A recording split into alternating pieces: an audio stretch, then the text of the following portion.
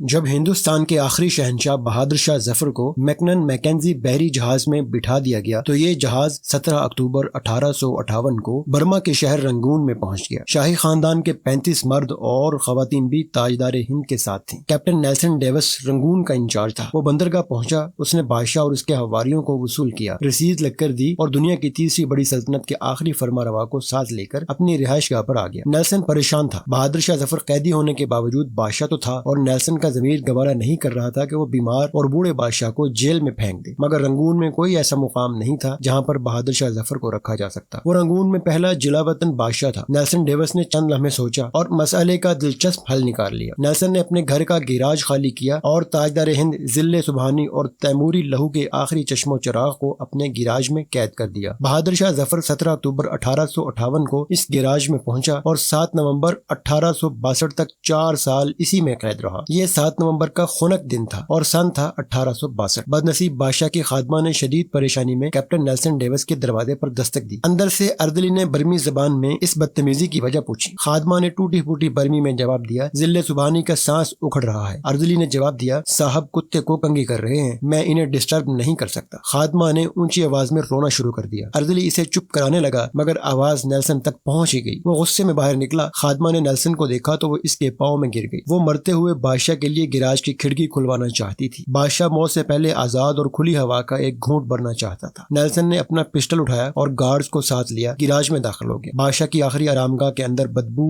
موت کا سکوت اور اندھیرا تھا۔ اردلی لیمپ لے کر بادشاہ کے سرہانے کھڑا ہو گیا۔ نیلسن آگے بڑھا۔ بادشاہ کا کمبل آدھا بستر پر تھا اور آدھا فرش پر۔ اس کا ننگا سر تکیے پر تھا لیکن گردن ڈھلکی ہوئی تھی۔ آنکھوں کے ڈھیلے پپوٹوں کی حدوں سے باہر ابل رہے تھے۔ گردن کی رگیں پھولی ہوئی تھیں اور خشک زرد ہونٹوں پر مکھیاں بن بنا رہی تھیں۔ نیلسن نے زندگی میں ہزاروں چہرے دیکھے تھے لیکن اس نے کسی چہرے پر اتنی بے چارگی، اتنی غریب الوطنی نہیں دیکھی تھی۔ وہ کسی بادشاہ کا چہرہ نہیں تھا، وہ دنیا کے سب سے بڑے بھکاری کا چہرہ تھا اور اس چہرے پر ایک آزاد سانس، جی ہاں، صرف ایک آزاد سانس کی اپیل تحریر تھی، اور یہ اپیل پرانے کنویں کی دیوار سے لپٹی کائی کی طرح ہر دیکھنے والی آنکھ کو اپنی گرفت میں لے لیتی تھی۔ کیپٹن نیلسن نے بادشاہ کی گردن پر ہاتھ رکھا۔ زندگی کے قافلے کو رگوں کے جنگل سے گزرے مدت ہو چکی تھی۔ ہندوستان کا آخری بادشاہ زندگی کی حد عبور کر چکا تھا۔ نیلسن نے لواحقین کو بلانے کا حکم دیا۔ لواحقین تھے ہی کتنے، ایک شہزادہ جوان بخت اور دوسرا اس کا استاد حافظ محمد ابراہیم دہلوی۔ وہ دونوں آئے، انہوں نے بادشاہ کو غسل دیا، کفن پہنایا اور جیسے تیسے بادشاہ کی نماز جنازہ پڑھی۔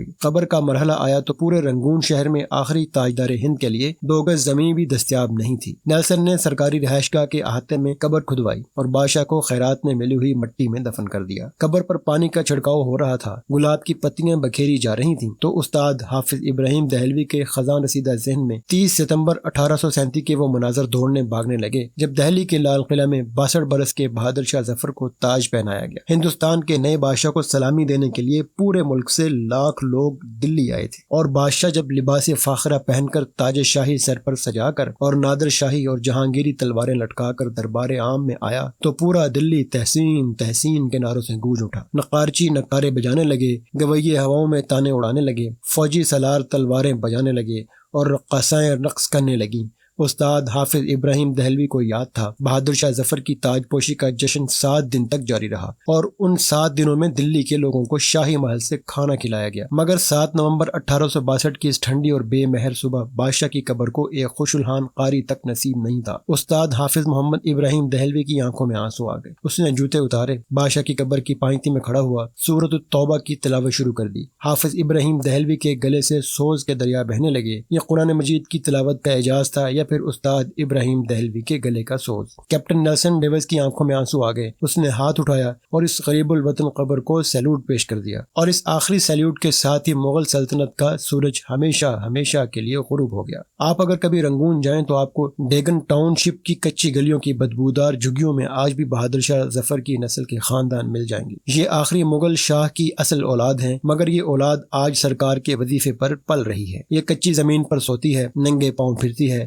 مانگ کر کھاتی ہے اور ٹین کے کنستروں میں سرکاری نل سے پانی بھرتی ہے، مگر یہ لوگ اس قسم پرسی کے باوجود خود کو شہزادے اور شہزادیاں کہتے ہیں۔ یہ لوگوں کو عہدے رفتہ کی داستانیں سناتے ہیں اور لوگ کہہ لگا کر رنگون کی گلیوں میں گم ہو جاتے ہیں۔ یہ لوگ شہزادے اور شہزادیاں کون ہیں؟ یہ ہندوستان کے آخری بادشاہ کی سیاسی غلطیاں ہیں۔ بادشاہ نے اپنے گرد نااہل، خوش آمدی اور کرپٹ لوگوں کا لشکر جمع کر لیا تھا۔ یہ لوگ بادشاہ کی آنکھیں بھی تھے، ان کے کان بھی اور اس کا ضمیر بھی۔ بادشاہ کے دو بیٹوں نے سلطنت آپس میں تقسیم کر لی تھی۔ ایک شہزادہ داخلی امور کا مالک تھا اور دوسرا خارجی امور کا مختار۔ دونوں کے درمیان لڑائی بھی چلتی رہتی تھی اور بادشاہ ان دونوں کی ہر غلطی، ہر کوتاہی معاف کر دیتا تھا۔ عوام کی حالت انتہائی ناگفتبا تھی۔ مہنگائی آسمان کو چھو رہی تھی، خوراک منڈیوں سے کٹائی کے موسموں میں غائب ہو جاتی تھی۔ سوداگر منہ مانگی قیمت پر لوگوں کو گندم، گڑ اور ترکاری بیچتے تھے۔ ٹیکسوں میں روز اضافہ ہوتا تھا۔ شہزادوں نے دلی شہر میں کبوتروں کے دانے تک پر ٹیکس لگا دیا تھا۔ طوائفوں کی کمائی تک کا ایک حصہ شہزادوں کی جیب میں چلا جاتا تھا۔ شاہی خاندان کے لوگ قتل بھی کر دیتے تھے تو کوئی ان سے پوچھتا نہیں تھا۔ ریاست شاہی دربار کے ہاتھ سے نکل چکی تھی۔ نواب،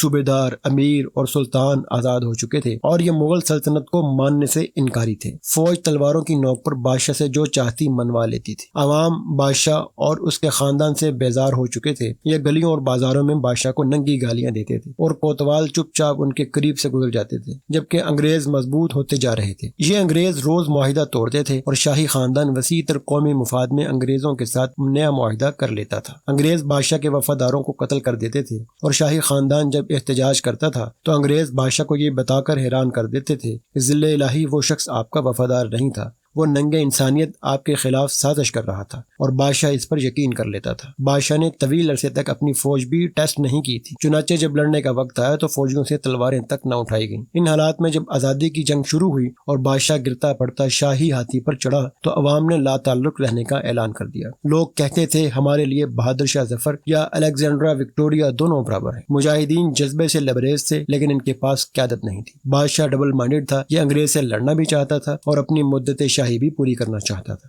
چنانچہ اس جنگ کا وہی نتیجہ نکلا جو ڈبل مائنڈڈ ہو کر لڑی جانے والی جنگوں کا نکلتا ہے۔ شاہی خاندان کو دلی میں ذبح کر دیا گیا جبکہ بادشاہ جلا وطن ہو گیا۔ بادشاہ کیپٹن نیلسن ڈیوس کے گیراج میں قید رہا، گھر کے احاطے میں دفن ہوا اور اس کی اولاد آج تک اپنی عظمت رفتہ کا ٹوکرا سر پر اٹھائے رنگون کی گلیوں میں پھر رہی ہے۔ یہ لوگ شہر میں نکلتے ہیں تو ان کے چہروں پر صاف لکھا ہوتا ہے کہ جو بادشاہ اپنی سلطنت، اپنے مینڈیٹ کی حفاظت نہیں کرتے، جو عوام کا اعتماد کھو بیٹھتے ہیں، ان کی اولادیں اسی طرح گلیوں میں خوار ہوتی ہیں۔ یہ عبرت کا کشکول بن کر اسی طرح تاریخ کے چوک میں بھیک مانگتی ہیں، لیکن ہمارے حکمرانوں کو یہ حقیقت سمجھ نہیں آتی۔ یہ خود کو بہادر شاہ ظفر سے بڑا بادشاہ سمجھتے ہیں۔ اللہ ان کے حال پر رحم فرمائے۔